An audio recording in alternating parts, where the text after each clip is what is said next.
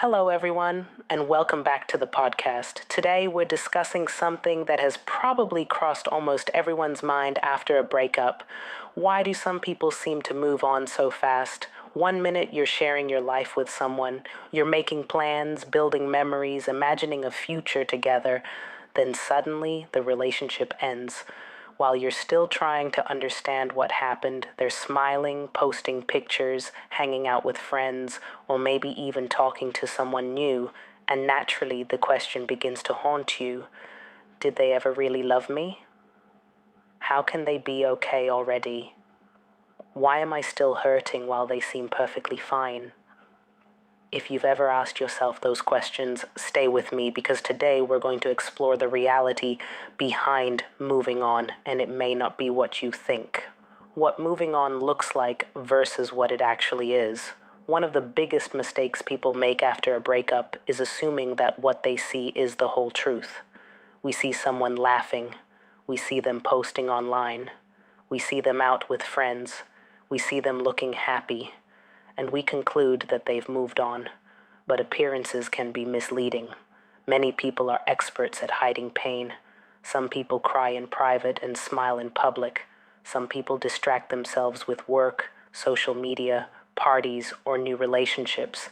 Just because someone appears happy doesn't necessarily mean they've healed. Sometimes what looks like moving on is simply avoiding emotions. Some people leave the relationship before it officially ends. This is one of the hardest truths to accept. Sometimes a person begins emotionally checking out long before the breakup happens. They may spend weeks, months, or even years wrestling with doubts. While their partner still believes everything is okay, they are slowly processing the end of the relationship internally. By the time the breakup finally happens, they've already gone through much of the grieving process. To the person left behind, it feels sudden. To the person leaving, they've been preparing emotionally for a long time.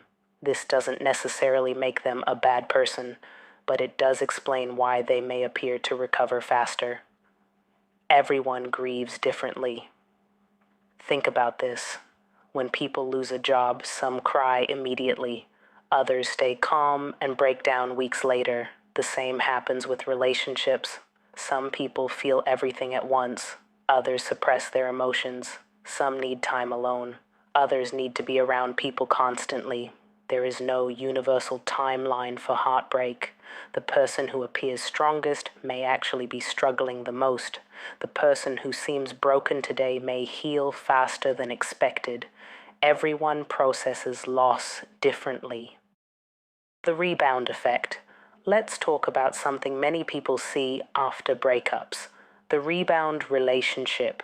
Sometimes people jump into a new relationship immediately after ending an old one. Why? Because loneliness is uncomfortable. Silence is uncomfortable. Heartbreak is uncomfortable. A new person can temporarily distract someone from those feelings, but distraction is not always healing. A new relationship cannot automatically erase unresolved pain. Many people eventually discover that emotions they avoided still need to be faced. Healing delayed is not healing avoided. The real question you should ask. After a breakup, we often become obsessed with one question. How are they moving on so fast? But perhaps there's a better question. How am I healing? Because the truth is, constantly monitoring someone else's progress keeps you stuck. Every minute spent analyzing their life is a minute not spent rebuilding your own. Their journey is no longer your responsibility. Your healing is, your growth is, your peace is, your future is, and that future deserves your attention. Personal reflection. If you're listening to this today and you're struggling because someone seems to have moved on quickly, I want you to remember something. You don't truly know what is happening behind closed doors. You don't know their thoughts at midnight.